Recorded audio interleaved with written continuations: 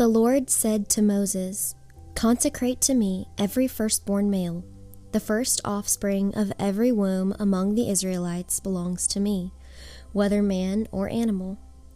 Then Moses said to the people, "Commemorate this day, the day you came out of Egypt, out of the land of slavery, because the Lord has brought you out of it with a mighty hand. Eat nothing containing yeast. Today, in the month of Abib, you are leaving. When the Lord brings you into the land of the Canaanites, Hittites, Amorites, Hivites, and Jebusites, the land he swore to your forefathers to give you, a land flowing with milk and honey, you are to observe this ceremony in this month. For 7 days eat bread made without yeast, and on the 7th day hold a festival to the Lord. Eat unleavened bread during those 7 days. Nothing with yeast in it is to be seen among you, nor shall any yeast be seen anywhere within your borders.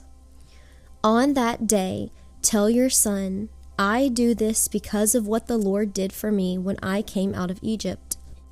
This observance will be for you like a sign on your hand and a reminder on your forehead that the law of the Lord is to be on your lips. For the Lord brought you out of Egypt with his mighty hand. You must keep this ordinance at the appointed time year after year. After the Lord brings you into the land of the Canaanites and gives it to you, as he promised on oath to you and your forefathers, you are to give over to the Lord the first offspring of every womb. All the firstborn males of your livestock belong to the Lord. Redeem with a lamb every firstborn donkey, but if you do not redeem it, break its neck. Redeem every firstborn among your sons. In days to come, when your son asks you, "What does this mean?" say to him, "With a mighty hand the Lord brought us out of Egypt, out of the land of slavery." When Pharaoh stubbornly refused to let us go, the Lord killed every firstborn in Egypt, both man and animal. This is why I sacrifice to the Lord the first male offspring of every womb and redeem each of my firstborn sons. And it will be like a sign on your hand and a symbol on your forehead that the Lord brought us out of Egypt with his mighty hand. When Pharaoh let the people go, God did not lead them on the road through the Philistine country, though that was shorter. For God said, if they face war, they might change their minds and return to Egypt. So God led the people around by the desert road toward the Red Sea. The Israelites went up out of Egypt armed for battle. Moses took the bones of Joseph with him, because Joseph had made the sons of Israel swear an oath. He had said, God will surely come to your aid, and then you must carry my bones up with you from this place. After leaving Succoth, they camped at Etham on the edge of the desert. By day, the Lord went ahead of them in a pillar of cloud to guide them on their way, and by night in a pillar of fire to give them light, so that they could travel by day or night. Neither the pillar of cloud by day nor the pillar of fire by night left its place in front of the people. Then the Lord said to Moses, tell the Israelites to turn back and encamp near Pi-hahiroth, between Migdol and the sea. They are to encamp by the sea directly opposite Baal-zephon. Pharaoh will think, the Israelites are wandering around the land in confusion, hemmed in by the desert. And I will harden Pharaoh's heart, and he will pursue them. But I will gain glory for myself through Pharaoh and all his army, and the Egyptians will know that I am the Lord. So the Israelites did this. When the king of Egypt was told that the people had fled, Pharaoh and his officials changed their minds about them and said, what have we done? We have let the Israelites go and have lost their services. So he had his chariot made ready and took his army with him. He took 600 of his best chariots, along with all the other chariots of Egypt, with officers over all of them. The Lord hardened the heart of Pharaoh, king of Egypt, so that he pursued the Israelites who were marching out boldly. The Egyptians, all Pharaoh's horses and chariots, horsemen and troops, pursued the Israelites and overtook them as they camped by the sea near Pi-hahiroth, opposite Baal-zephon. As Pharaoh approached, the Israelites looked up, and there were the Egyptians marching after them. They were terrified and cried out to the Lord. They said to Moses, "Was it because there were no graves in Egypt that you brought us to the desert to die? What have you done to us by bringing us out of Egypt? Didn't we say to you in Egypt, 'Leave us alone, let us serve the Egyptians'? It would have been better for us to serve the Egyptians than to die in the desert." Moses answered the people, "Do not be afraid. Stand firm, and you will see the deliverance the Lord will bring you today. The Egyptians you see today, you will never see again. The Lord will fight for you. You need only be still." Then the Lord said to Moses, "Why are you crying out to me? Tell the Israelites to move on. Raise your staff and stretch out your hand over the sea to divide the water, so that the Israelites can go through the sea on dry ground.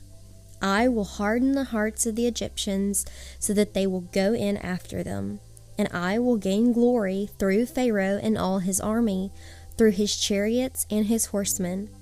The Egyptians will know that I am the Lord, when I gain glory through Pharaoh, his chariots, and his horsemen." Then the angel of God, who had been traveling in front of Israel's army, withdrew and went behind them.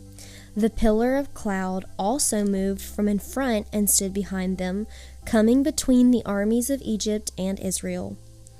Throughout the night, the cloud brought darkness to the one side and light to the other side, so neither went near the other all night long. Then Moses stretched out his hand over the sea, and all that night the Lord drove the sea back with a strong east wind and turned it into dry land.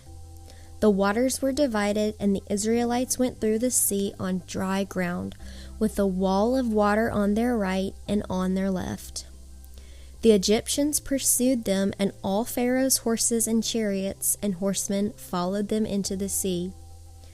During the last watch of the night, the Lord looked down from the pillar of fire and cloud at the Egyptian army and threw it into confusion. He made the wheels of the chariots come off so that they had difficulty driving, and the Egyptians said, "Let's get away from the Israelites. The Lord is fighting for them against Egypt." Then the Lord said to Moses, "Stretch out your hand over the sea, so that the waters may flow back over the Egyptians and their chariots and horsemen."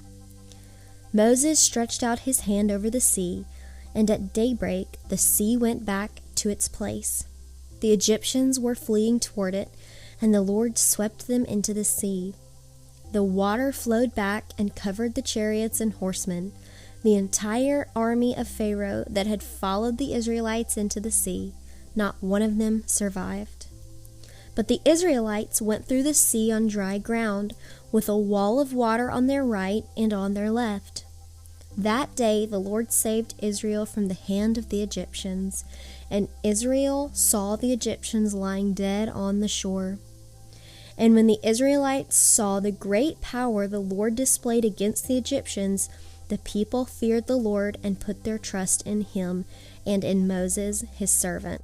Then Moses and the Israelites sang this song to the Lord. "I will sing to the Lord, for he is highly exalted. The horse and its rider he has hurled into the sea. The Lord is my strength and my song. He has become my salvation. He is my God, and I will praise him, my father's God, and I will exalt him. The Lord is a warrior. The Lord is his name. Pharaoh's chariots and his army he has hurled into the sea. The best of Pharaoh's officers are drowned in the Red Sea. The deep waters have covered them. They sank to the depths like a stone. Your right hand, O Lord, was majestic in power. Your right hand, O Lord, shattered the enemy. In the greatness of your majesty, you threw down those who opposed you. You unleashed your burning anger. It consumed them like stubble. By the blast of your nostrils, the water piled up. The surging waters stood firm like a wall. The deep waters congealed in the heart of the sea.